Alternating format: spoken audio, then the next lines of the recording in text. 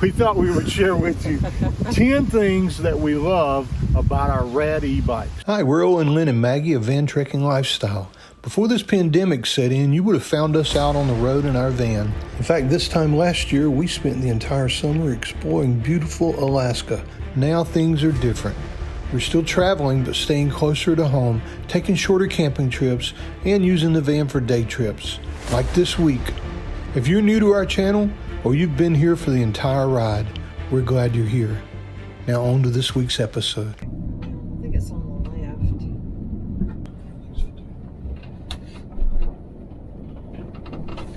Well, we're in Fleetwood getting ready to ride to TODD on the railroad grade here in the mountains of North Carolina. Behind us, the New River. This is an awesome little place to come. We're not sure how crowded it's going to be. Yeah, I think it's like a trail and a road.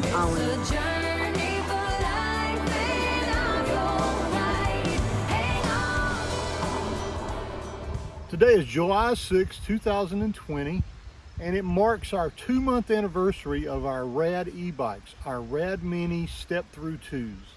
They've been a great addition, haven't they? They have. We've really enjoyed them. And ironically, today, both of our bikes just went over 100 miles. We thought we'd share 100 things about them that we thought we would share with you 10 things that we love about our rad e-bikes. The number one thing we love about our rad e-bikes, we don't worry about hills at all, do we? No, not at all. With both of us, it'll climb a hill no matter how steep it is, and it is just as easy as riding a regular bike on a flat road.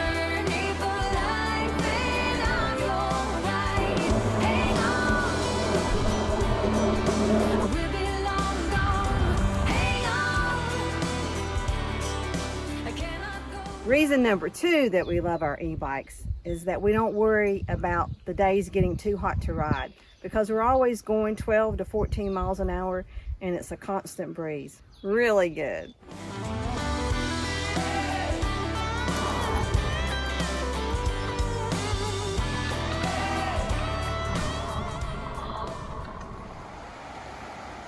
Number 3, why we love our e-bikes, you get to experience things.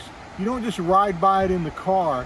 You can smell where you are, you can taste the air, you can hear the sounds of the water while you're driving by. And just like that, you can find a little spot to turn off and take in something like this river.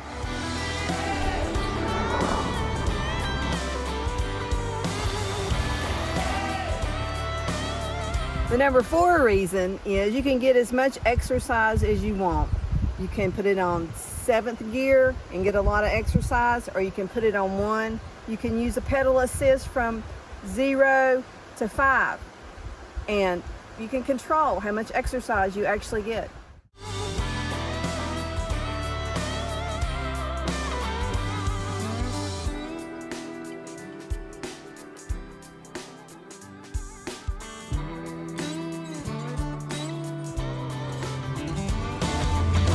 Lynn and I have been here before when this has been open, and it's a really old general store with a wood stove and checkers and all the things that you would think a general store would be.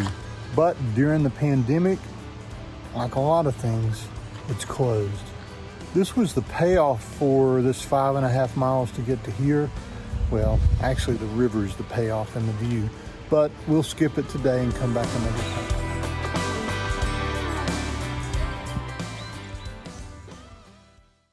Reason number 5 is no matter how far we travel on the bikes, we never worry about being too tired to make it back. That may seem like a small thing, but there have been a number of times in the past that we would choose to turn around when we started to get tired. Now if you get tired, you can just twist the throttle a little bit more and pedal less. We get to see more.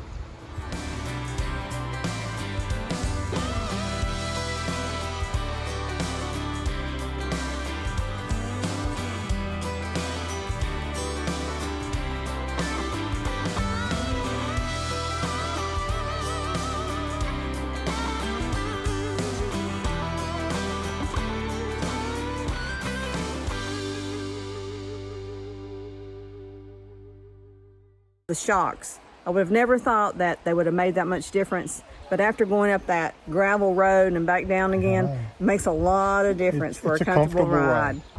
The number 7 reason we love our bikes is they're comfortable. We did have to change out the seats to get Cloud9 seats, but they are really comfortable. They are. Another thing that's really comfortable is using the throttle to get started. You just put the throttle on a little bit, put your foot on the pedal, and you're off. Back on them? Back on them.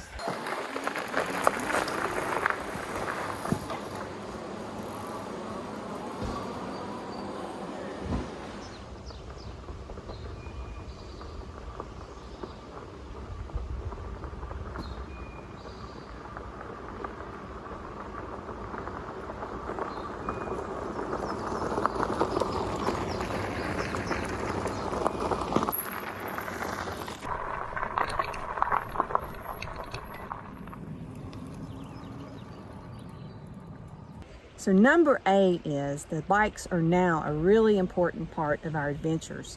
We get to go further, we get to see more. On this trip, we've been over 10 miles, which for us on regular bikes would be not a stretch, but we would be tired and sweaty by now. But twice now, we've just turned right or turned left, and we went up into communities to look at the log cabins and the houses that are right on this river. Yeah, it's been fun. It's been a lot of fun. Part of our adventure for sure. It's a journey for life and I'm your ride. Hang on, we'll be long gone. Hang on, I cannot go wrong. Number 9 on why we love the e-bikes, it keeps us active. We definitely seek out trails and places that we can actually take the bikes and ride. And them. campgrounds too. And campgrounds, yeah. Yeah, every campground we look at now, all of a sudden we look to see if they've got bike trails or a greenway nearby or something. By the way, these have been in no particular order because number 10 would definitely not be number 10 unless, well, that was the best number. Because coming in at number 10, they're just freaking fun. They're just fun. They are a lot of fun. For us, our children love them, our grandchildren love them, everybody we see that tries to ride them just loves them, and it makes everything we do just a little bit more fun. It does. So there you have it. There are 10 reasons that we love our rad power bikes. We love them, don't we? We do. It's our reward. Watermelons are reward for our bike ride. Watermelons are reward for a lot of things. Tonight we're making California burritos on the griddle. What's for dinner, Maggie? What's for dinner? A burrito. A little bit of avocado oil in the pot. To that we're going to add 1 cup of long grain wild rice. Now we're going to stir this. The goal is to get this a little bit toasted so we get that flavor. Griddle me this, how long does this take? I don't know. I've always just used instant rice. Which, by the way, isn't really instant. It's getting close. To the rice, we're now going to add 1.5 cups of chicken broth.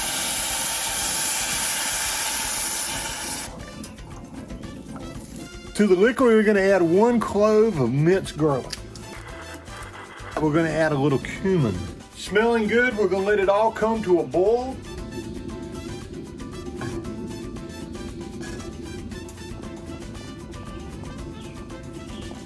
And as it starts to resemble rice, we're going to add 1 more ingredient. 8 ounces of red tomato sauce. It's time for it to simmer for 15 to 20 minutes. And we're going to push it to the back corner away from all the heat. Next step is a little bit of sour cream sauce that we're going to make as a little bed to put the chicken on when we make the burrito. Sour cream. It'd be kind of crazy if it was not sour cream, wouldn't it?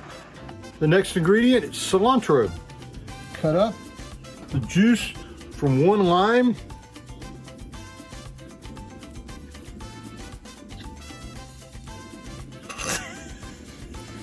Freaking can't do it. Freaking lime's winning. Now we're going to add a little garlic powder to it, then a little salt and pepper, and then whatever hot sauce you like. We like the Cholula hot sauce. We stir. We're going to taste of that. Man. So we have 2 chicken breasts that have been marinating for a couple of hours in avocado oil, garlic powder, some paprika, some cumin, some onion powder, salt and pepper, and the juice of 1 lime. We put a little soy sauce in it as well. It's ready to go.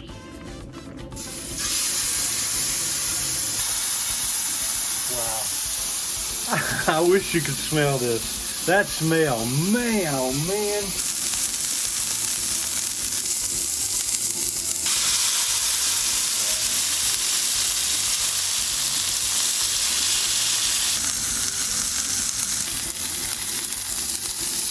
Chicken needs to cook until it's 165 degrees Fahrenheit and stays there for a while. But we're getting close. We're gonna cook this chicken again with cheese on it, so we don't need to get quite to 165. Rice comes off. Chicken comes off. All right, we're gonna slice up the breast. Let's see how that is. Oh man.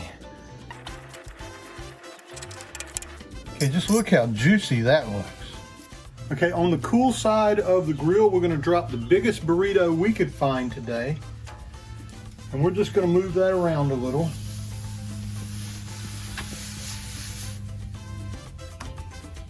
That's all you need. We put this on the side that's on medium heat now. Colby Jack cheese. Lots of it. Now we're going to start building. Remember that sour cream sauce we made before? I'm going to put some of that down. Let's check on our chicken and...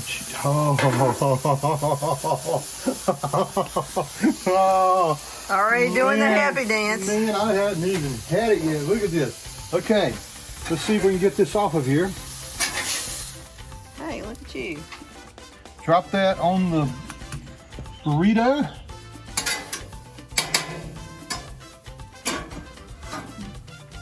Now we're going to spoon on just a little of our homemade Mexican rice.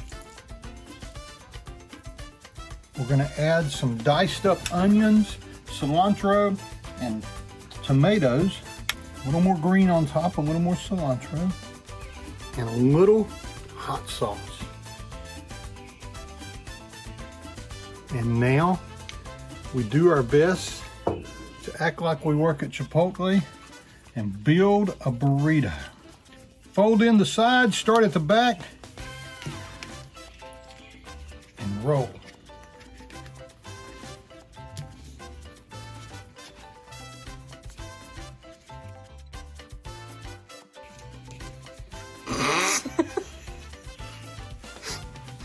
I don't think that's right.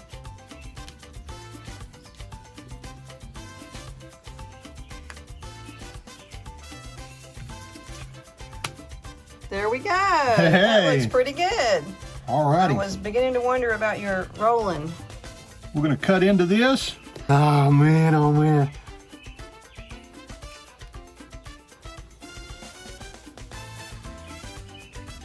Oh, jeez. Gee.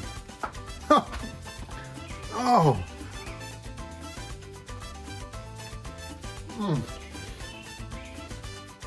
So how did it go? Well, like everything, you're tempted to put too much on the burrito. And you saw I had a hard time rolling up the burrito.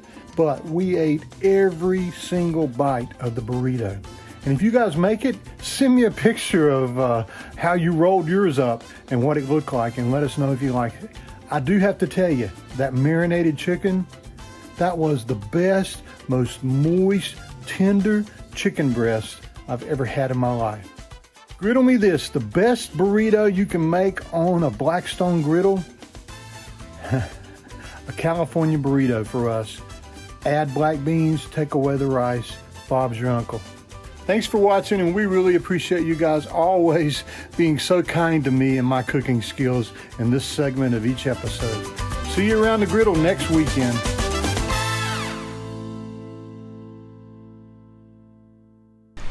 Each week we try to sit down and answer a few of the questions that you guys are asking. This week there are 3 of them specifically we're going to try to address. Well, it seems like every week we get a question about this trailer. Do we like it? How much does it weigh? Is it affecting the van? This week John Tapman asked, do you know exactly how much the trailer weighs after you've loaded it with everything? And HD Lowrider wanted to know if we can tell if it's back there. Well, no, we really can't tell it's back there. In fact, maybe one of the things that's bad about the trailer is it's so small that when you're backing up, it's a little hard to see it. Putting the kayaks up on top helped a lot, but I gotta tell you that it's not like backing a boat or something big. It's such a small trailer that backing it is an issue.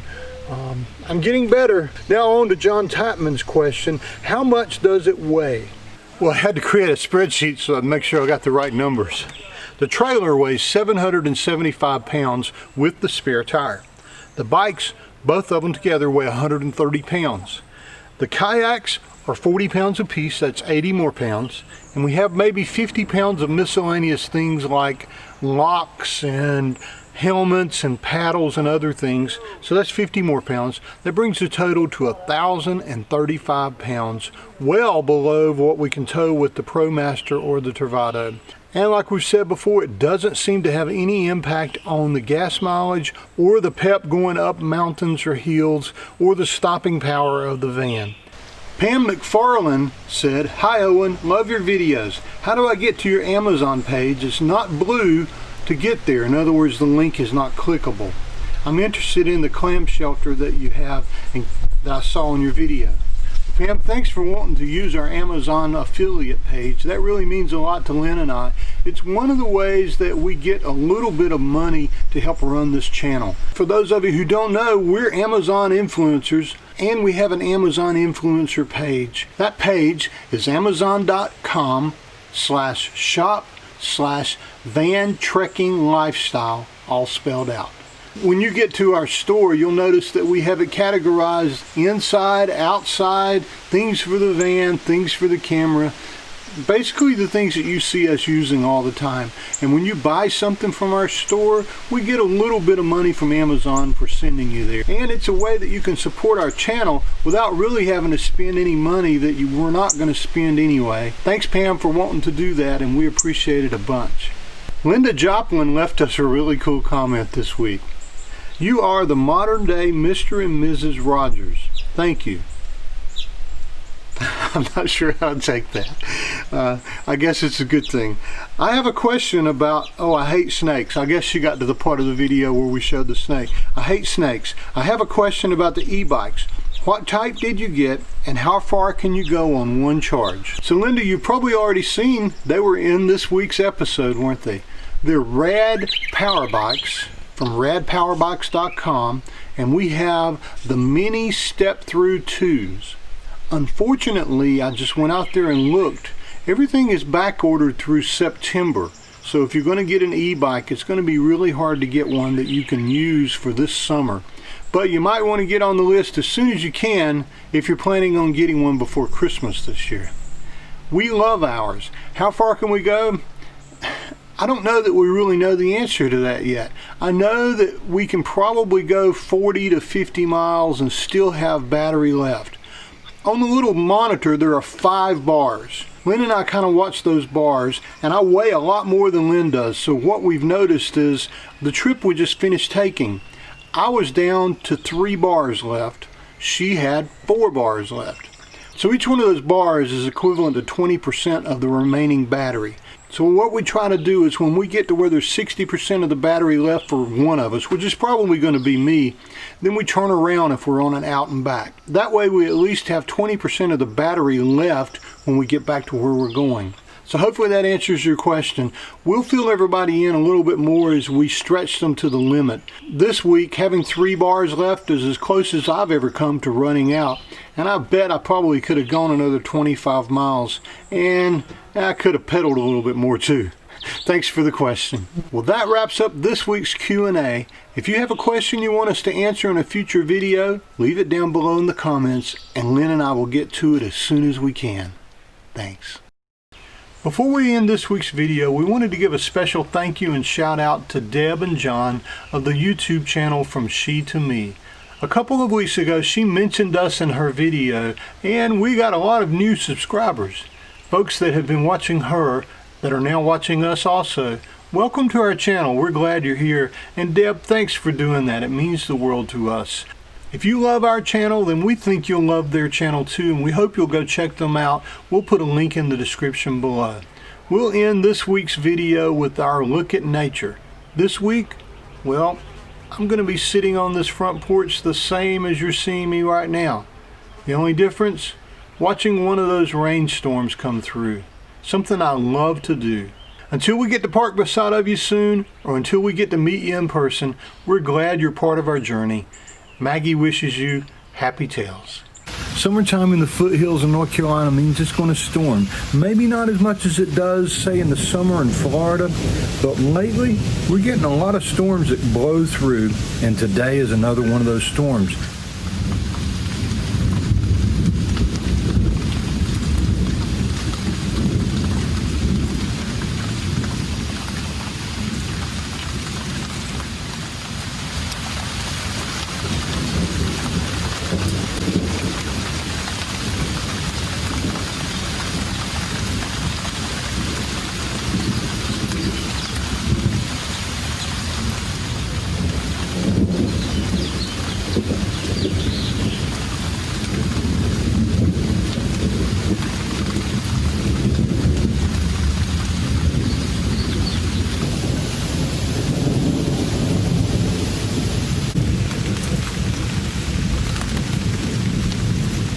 I'm just sitting out on the front porch listening to it rain and watching a storm pass through.